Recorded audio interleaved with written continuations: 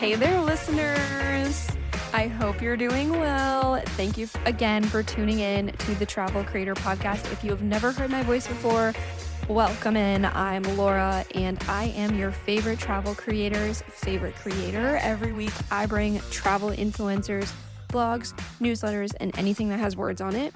Today, we're talking about something that, if you hang out on this podcast, you freaking know I won't shut the fuck up about, and it is viral content.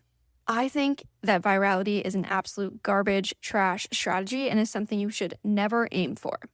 But instead of telling you in my own words today, I'm going to have Justin Welsh, my man, the writing genius and god, if you will, explain to us why viral content doesn't pay the bills and why it's something we should never strive for. So I subscribe to Justin's newsletter, and I was so excited when this piece of content came into my inbox this past weekend because holy moly, it is every single thing I've ever wanted to say about viral content, but said in such an eloquently stated way that I have to read it to you today, okay?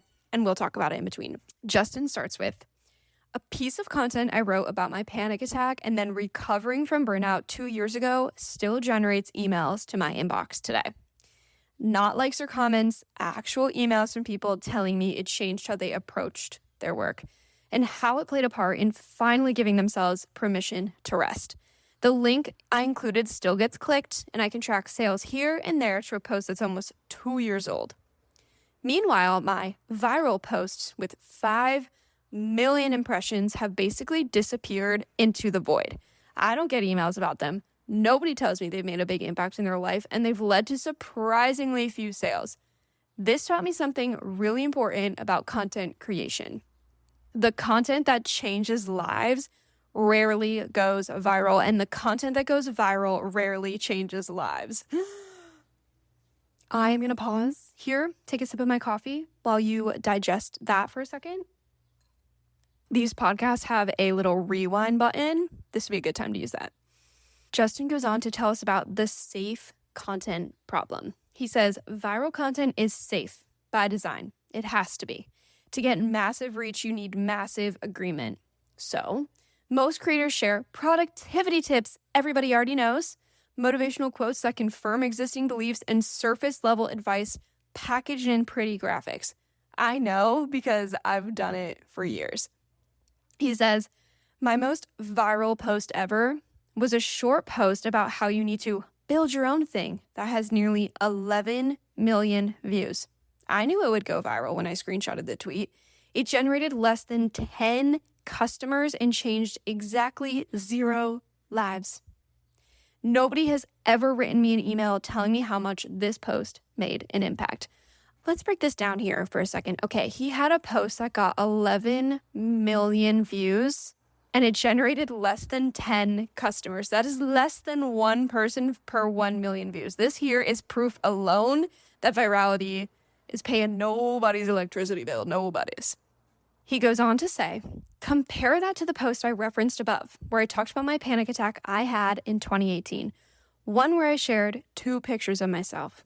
Clearly a changed person who was recovering, where I explained how I rebuilt my life and work. That post reached 130,000 people, but they were the right 133,000 people who saw themselves in my story. I can track 47 sales from folks who clicked on that article, read it, and made a purchase. Over a year later, people still reference it when they email me. This is so refreshing for me to read to you, travel creators, because this is proof right here that my biggest issue with people going viral is that they get a bunch of new followers from going viral. And that's not a bad thing, but what is a bad thing is that they are not the right followers. They're everybody and their aunt. And we don't need everybody and their aunt. We need the right aunt to come and follow you. Justin goes on to tell us the 11 million who saw my viral post, they scrolled past and forgot it by lunch. The 130,000 who read my burnout story, they saved it, shared it with friends, and changed how they work and live. Insane. The next section of this newsletter says why transformation beats information. After 6 years of writing online, I can say with 100% certainty that people don't trust perfection. They trust transformation. When you only share your wins, you create distance. When you share the struggle that led to the win, you create a connection. Let me show you what I mean. Here's the same story told 2 ways. Okay. So version 1 of the story, he says, is like what most people would write if they were kind of telling the story online, or if you thought like, oh, I'm going to make a post. This is what you might share. I launched my course and made $100K in the first week. Here are my 3 launch strategies, ... Okay, we've all probably seen posts like this before. Here's version 2. And this is what actually creates change. I launched my course to my email list of 5,000 people. 3 people bought it. I spent the next 48 hours convinced I'd ruined my reputation, questioning every decision, and drafting an apology email I never sent. Then I realized I'd been messaging the benefits completely wrong. When I changed my approach and relaunched 6 months later, I made $50K in a week.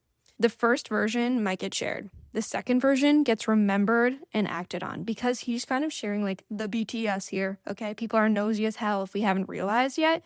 We love to see the nitty gritty and the pulled back behind the curtain version of building anything online. Then Justin has something juicy for us. He talks about the pattern that actually works. He says, I copy and pasted a spreadsheet of over 100 posts I've written that created real impact for my readers into ChatGPT, and I found a pattern. Did you hear that pothole? Did you hear that? It's the world's biggest pothole is outside my window. The world's biggest, I think, actually. They say it is the size of Rhode Island. Let me know if you'd be interested in coming to see it. I quite literally have a view of it. Just let me know. Okay, here's the pattern. Specific struggle plus specific transformation equals lasting change. Not some vague tension, not a generic transformation, specific moments where everything shifted. Like when I wrote about showing up to my first creator coaching client back in 2020, how nervous I was, how I prepared for hours, how I had note cards and spreadsheets and everything all ready to go. When we started our meeting, I was shocked to find that he didn't have a marketing strategy and any appropriate technology and wasn't measuring his content analytics effectively. That post didn't just give people permission to do more coaching. It put them in the room with me. They felt the nervousness, the surprise, and the shift, and they booked a coaching call with me. Transform reader and transform business. Okay, I'm going to need you to buckle up for this next section because this example he's about to share is mind-blowing. Are you ready? Are you sure? Okay, fine. He says, last year, I started coaching a pretty well-known creator who had been following another influencer's advice. Okay, we've all saved the marketing reels on IG. I know you have. I know they're in a folder there. I know they are. Justin says it had basically destroyed his business. Not because he wasn't getting seen or read. The opposite was actually true. His impressions skyrocketed. Unfortunately, his revenue plummeted. Let me read that again to you. So it destroyed his business, not because he wasn't getting seen or read. The opposite was actually true. His impressions skyrocketed. Unfortunately, his revenue plummeted. In 3 months, he started doing the math. He was spending 2 hours daily on content that generated less business than his old approach, but he kept going because the vanity metrics looked good. The breaking point came when a longtime reader emailed him and said, your content used to help me think differently. I don't get that feeling anymore. That hurt him because he knew the young lady who emailed him was right. I taught him to go back to his old content. The stuff that actually drove business. The stories we shaped together weren't optimized. They broke the rules. One of our best performing pieces started with a full story about getting blindsided by a previous boss and how he transformed his life and career during this bottom of the barrel moment. These were real stories about real problems he'd overcome and what happened next in his life. He stopped chasing virality and started chasing deeper stories. His impressions fell by 15% and his revenue increased by 240%. Isn't that insane? Isn't that insane? And then Justin continues, the influencer he was following probably wasn't wrong. His advice likely works for his specific business model, but my new client had been so focused on following someone else's playbook that he forgot what actually worked for him.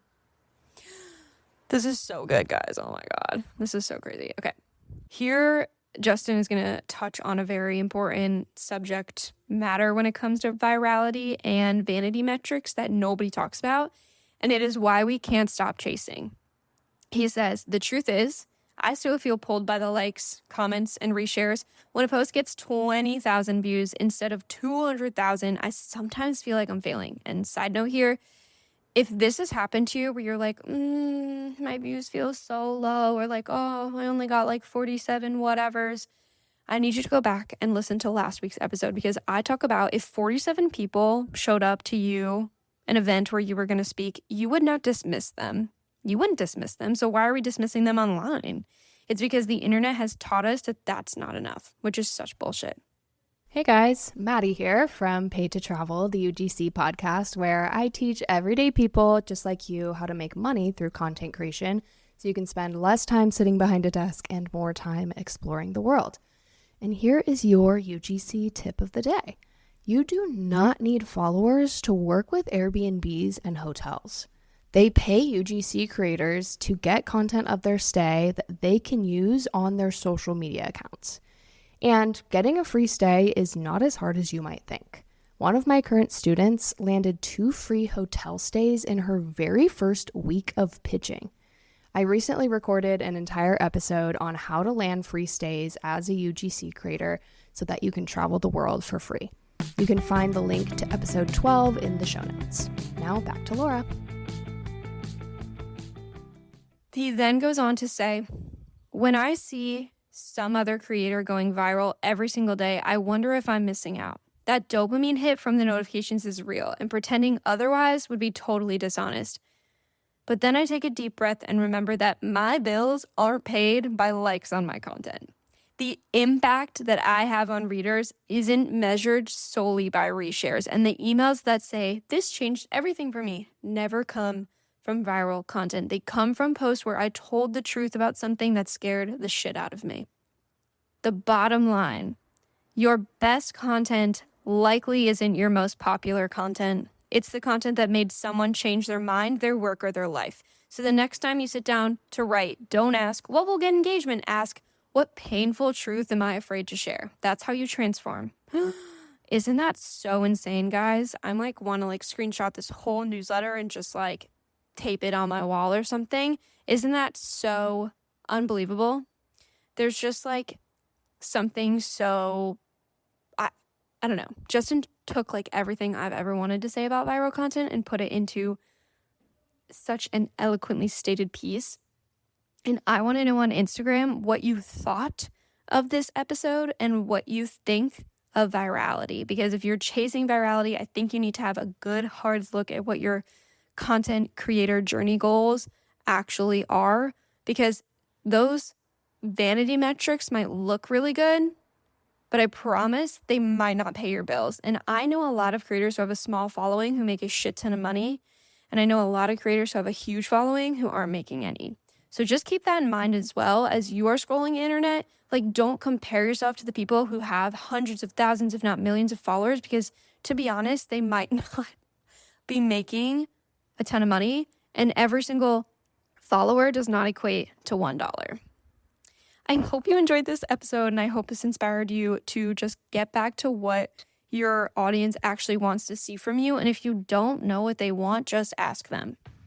I am wishing you the happiest of creating this week, and I will see you next time. Come say hi to me on Instagram at Travel Content Writing, and miss you already.